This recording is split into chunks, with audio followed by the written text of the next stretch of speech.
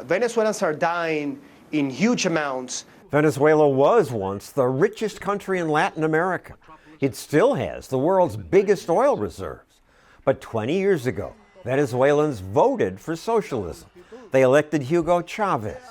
Some Americans were excited about that. Model Naomi Campbell visited Chavez, calling him a rebel angel. This is you and Hugo Chavez. Oh, Michael Moore! Michael Moore! Really? He says, help me write my speech. He is one of the most important forces we've had on this planet. And even today, as Venezuela collapses, many Americans say, don't blame socialism.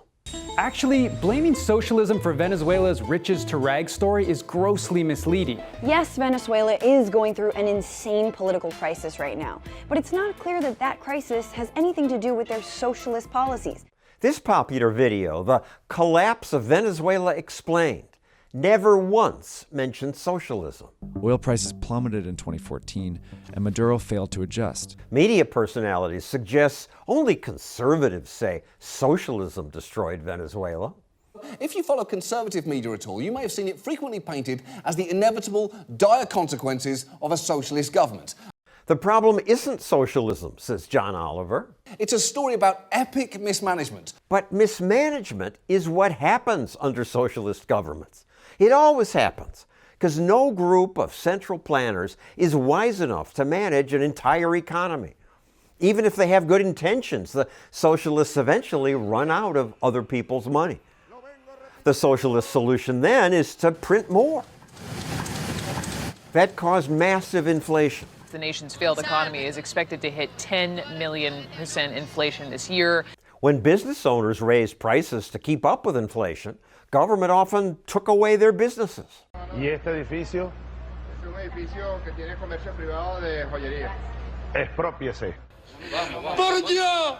This man just had his business taken.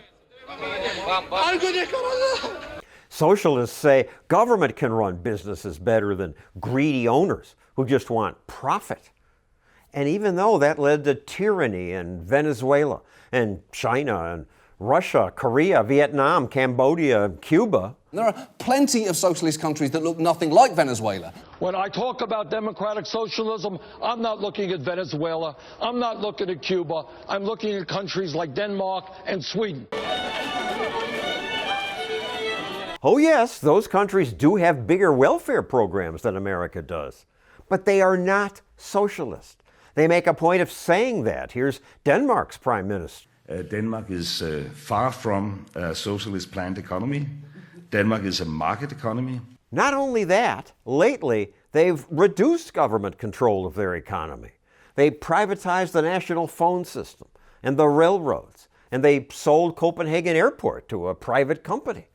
It's the same story in Sweden. We did have a period in the 1970s and 1980s when we had something that resembled socialism, a big government that taxed and spent heavily, and that's the period in Swedish history when our economy was going south.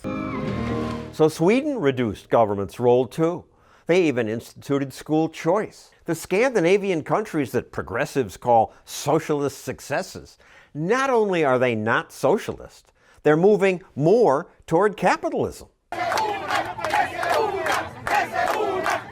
The silver lining in Venezuela's collapse is that most Venezuelans who escaped their country's socialism do understand what went wrong. In Florida, reporter Gloria Alvarez asked Venezuelan immigrants, "What do you think about socialism?"